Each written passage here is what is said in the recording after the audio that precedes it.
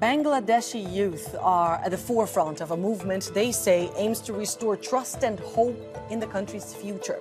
Protests that started because of government job quotas have now morphed into a nationwide uprising against the ruling class in place there for the past 15 years.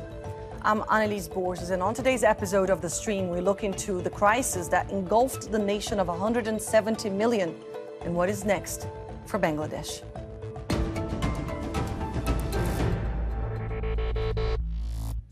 We begin in Bangladesh's capital, Dhaka, from where we're joined by Prapti Taposhi, a student at Jahangarnagar University. Thank you so much for being part of the stream today, Prapti. You've been joining the protests. I believe you just came home from one. Why have you been taken to the streets? Simply, we are now in the streets.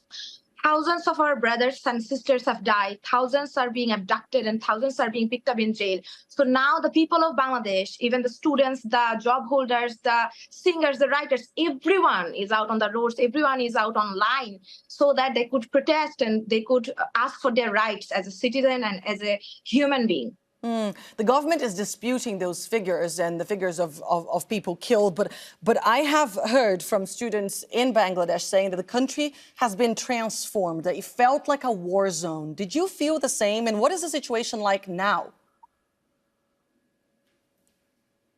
Completely, this still feels like a war zone. I don't know if I'm going to be picked up the next. We don't know when and from where the students are going to be picked up. We know still there are no freedom of expression. We cannot even move to the streets. Students are being abducted and being picked up from their home in plain clothes. The police and the detective branch of Bangladesh have been picking up students, student leaders. Our one coordinator, Arif Suhel, he's been given false case and false accusations. So we are watching mass arrest from the roads. The students are simply on the roads and the police are arresting them. Right now, I just heard a news from Rangpur that a lot of protesters have been picked up by the police just because they were doing a wall art, they were doing a road art. So this is simply a war zone. I don't know if you don't call this a war zone. We are not living now in a war, then how a war should look like. The UN has actually called on an independent investigation on the government's response to these protests. Do you believe that the international community should do something to help Bangladesh, or is that a situation that should be sorted internally? Absolutely not. The government could solve the matter internally before all the bloodshed, before our brothers and sisters have died by the bullet shot. This is now a matter of our rights, a matter of democratic rights, and the government is completely committing the crimes against humanity. A lot of thousands of our brothers and sisters have died, and thousands are being picked up. Over 9,000 people have been picked up and have been put into jail by the Bangladesh government. So obviously, we, the students of Bangladesh, we, the protesters of Bangladesh, ask cordially to every international media and every international community to come forward to help us and to ask questions to the government and to pressurize the government to take the liability of their actions. They have made our brothers and sisters dead. The police have shot open fire from the helicopter, from the rooftop to our brothers and sisters. They have died, and those who are alive, we are completely in tension and complete terror. We don't know when we are going to be picked up next. We don't know how or how much days we can be in roaming in free daylight. And the citizens are dying here. The innocent unarmed citizen, people, the Bangladeshi police, the border guard Bangladesh, the Bangladeshi army, the detective branch of Bangladesh, CID, everyone is committing crime against the unarmed innocent civilians, unarmed innocent students and people of Bangladesh. And this is not an internal matter anymore. The international media, the international community should come forward to save ourselves, to help ourselves, and to help humanity. What you're describing is an atmosphere of violence, but also of a lot of fear. Where do you see this protest movement going now? I mean, you just described students are being picked up randomly. Some of the leaders of this movement have been detained. Some are missing. Where do you see the movement going next? The movement is not about quota anymore. our brothers and sisters have died. We don't even know the actual number.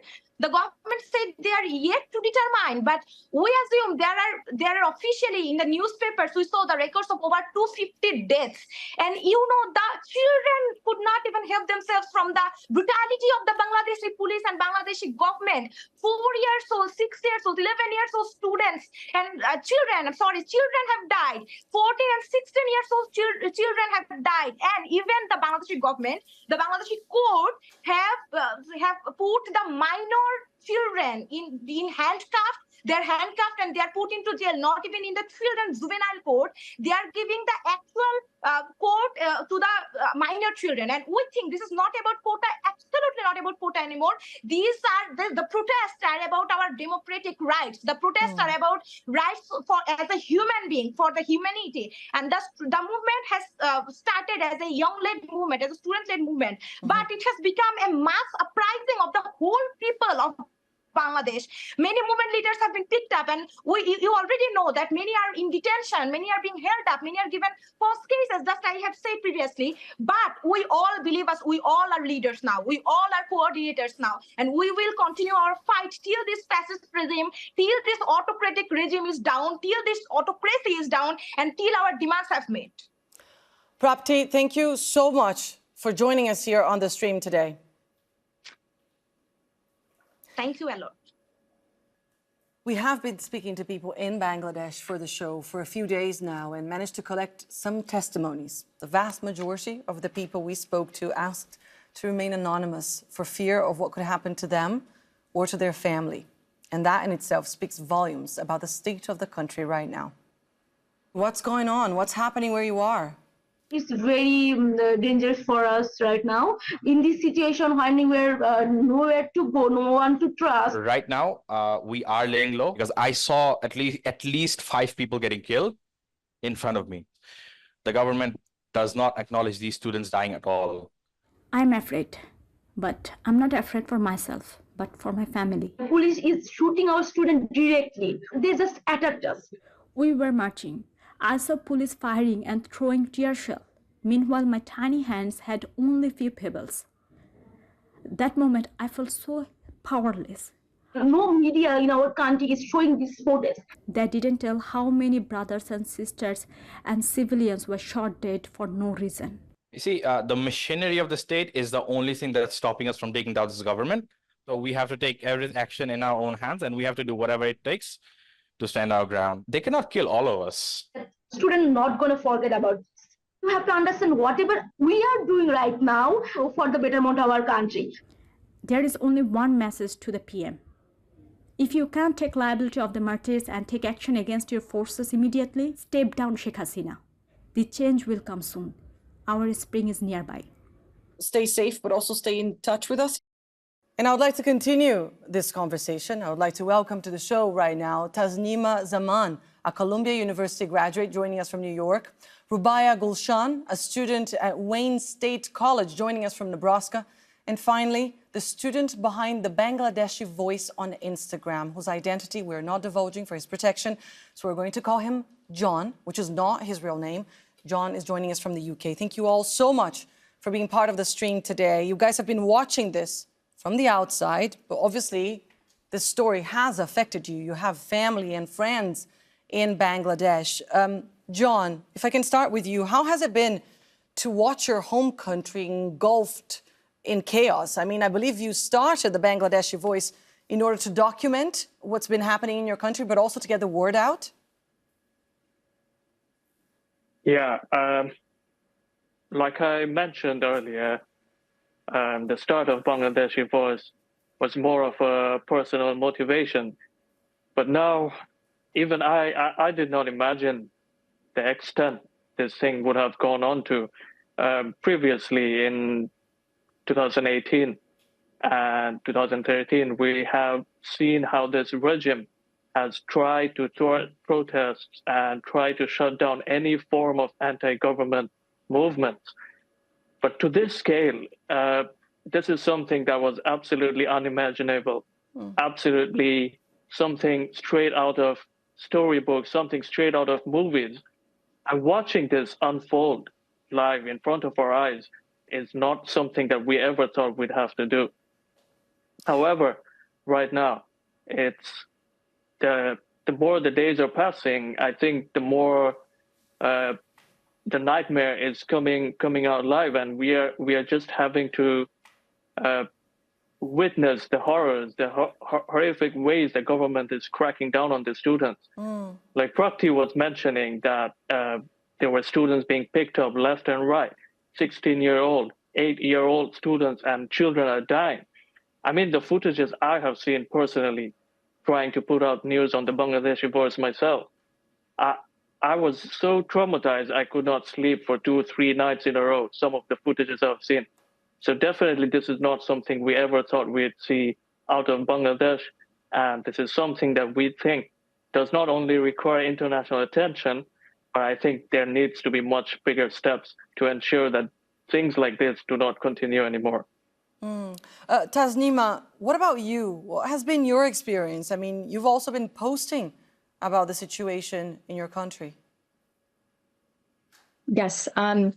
So a lot of the way that as a Bangladeshi in the diaspora, and I think Bangladeshis in general, I think understand our cultural identity comes from our history. And I think in this moment, a lot of what I've been thinking about is connections to our history and different pinnacle points in our liberation struggle. Specifically, these student-led protests are reminding me of 1952 when Dhaka University students were also killed over voicing their opinions and fighting against political suppression. And to see that and to hear that all my life and now see that unfold 70 years later and to see student protesters meet with the utmost violence, I think it's also, we're coming from a very specific, very special perspective in the sense that I'm coming from my college campuses where I was involved in student protests, and to see my own country people involved now, but to be met with violence and absolute political suppression.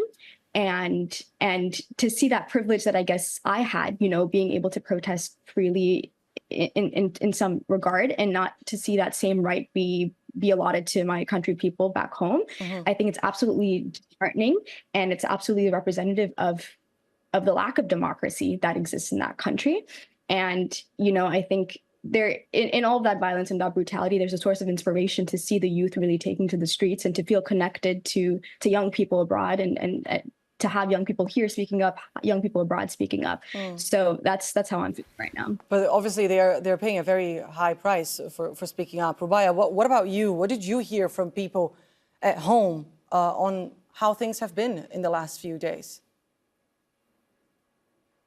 So if I talk about the situation right now, it is very tense. The internet has been restored, but the internet speed is still very slow. And the government has restricted the social media as well. So if anyone in my country wants to use the social media, they have to go through different routes. The curfews are still on in certain places, and there is a massive crackdowns with widespread abductions. And I also have a couple of friends who were studying in public and private universities in Bangladesh, and like Prapti told, that they are being picked up, and the police, especially the police, are checking the phones of the students even when they are conducting the house raids and they're searching for students. They'll search on their phone if they have any different political views, and if they have any different political opinions, and if they find anything, they immediately put them in the jail. And yeah, that is right now, this is the situation, and people are living in fear and absolute uncertainty. Pretty much everyone we have been speaking to says the same thing, that students are being picked up randomly just for being outside sometimes. But John, a member of the Bangladesh government, the country's information minister, Mohammed Arafat, actually spoke to Al Jazeera, and he said that third-party actors have been fueling the unrest.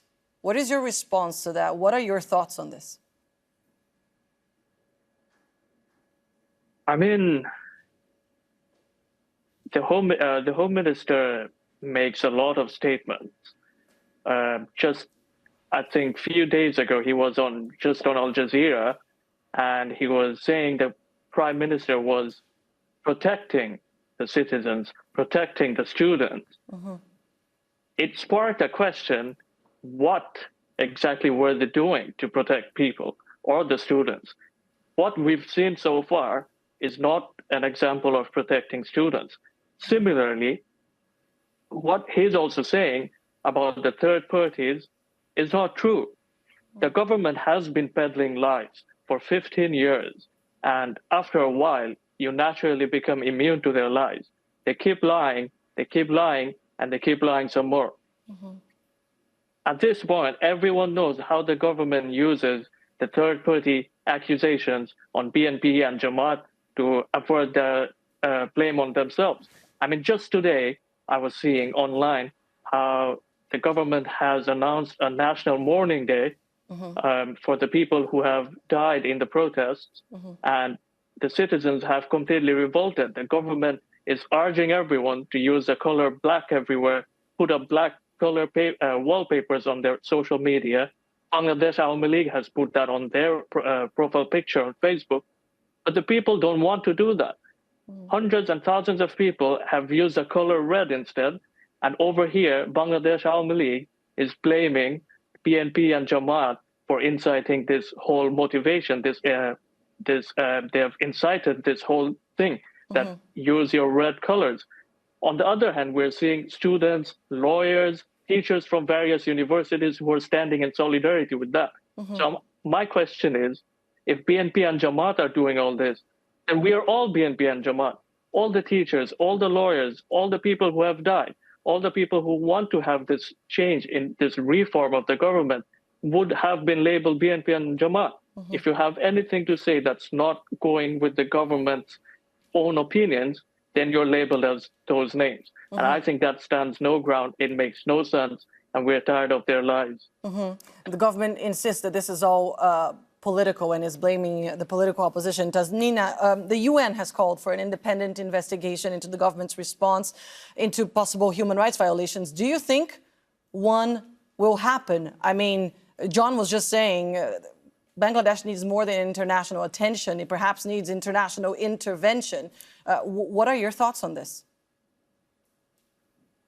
I think that is absolutely the case. I think this is a situation where we need some form of international pressure and force to come in and truly uphold the quote unquote democracy that I think exists. But I think that if I'm hopeful about whether or not an actual investigation will take place, I think the country has, as John was mentioning, decades worth of human rights violations and lack of transparency in regards to government abuses that are happening at the universities, that are different forms of political inequities. And so I think it's really great that the students and the youth and just the everyday people are very much getting involved in trying to take control of their own country, take control of the democracy that exists, that they want to exist in that country. But I think the international community needs to, have that voice and speak out for the Bangladeshi people. If I'm hopeful that an investigation like this will happen, I don't know how cooperative the government will be. Again, there is that lack of transparency and cooperation. So that's where I'm standing. Rubaya, what about your personal situation? I mean, you have your family, your immediate family in Bangladesh. I believe your parents were quite worried about you joining the show today. What have they been telling you? Yeah. So there is a group of people who are in fear and uncertainty, and there are some people who are now fearless and they want to restore the democracy, they want to restore the freedom of speech, and they want to reform the country, like my mother. So when I told my mother yesterday that I have an interview with Al Jazeera and I will talk about the current situation in Bangladesh, and I will talk about the dictatorship of the Prime Minister Sheikh Hasina. And my father was kind of hesitant, but on the other hand, my mother told me that do whatever you want to do. If they threat us, if they want to kill us, if they put a gun on our head, I will welcome that. But I want you to speak the truth and let the world know what is happening inside the Bangladesh. My mother is now fearless and supports me. So, yeah. Wow. So, I mean, how does that make you feel? Are you afraid for their safety?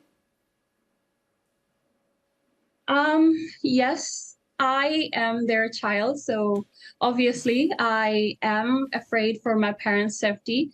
But at the same time, since I'm being interviewed by one of the influential media, Al Jazeera. So I think that will create a pressure on the government that if they do any harm to our family, so it will be widespread and people will know that I did this interview, and for that reason, they just harmed my family. And everything will be proved that government wants to shut our mouths. Hopefully that will not happen.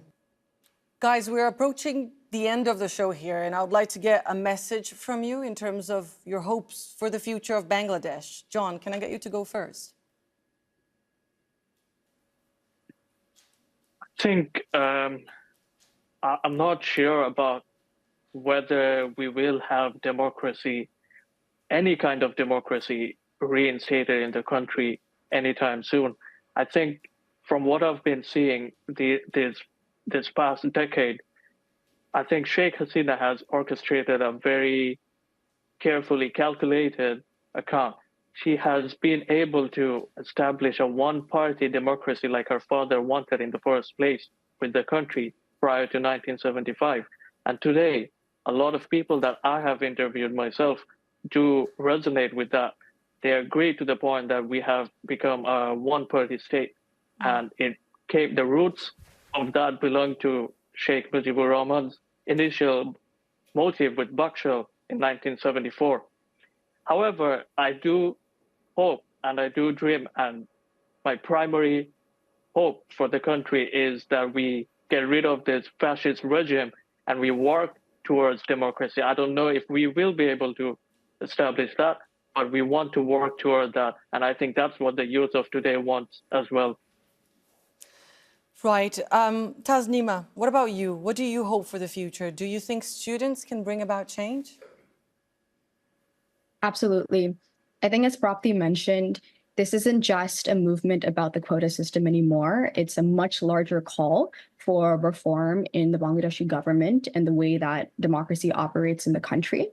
I think this is the beginning of, hopefully, what my hope can be is an actual overall governmental call to action and reform and movement away from, as was mentioned, authoritarian regime. I have to have hope in the Bangladeshi people. I think the way that I understand our character and our spirit is one of resilience. So as John mentioned, it's been decades worth of authoritarian rule, and which is wary and despairing, but I have to have hope, that there has to, now that there is a lot more international exposure, I think students and people everywhere, especially amidst the blackout and the shutdown, we need to keep talking about this. We need to have this be one of the centers of our conversations around the world. And then I think in that way, we'll also be able to keep this movement alive. Rubaya, a final word from you. What are your hopes for the future of Bangladesh? So every significant movement in Bangladesh history has involved students, including the language movement in 1952, our fight for freedom in 1971.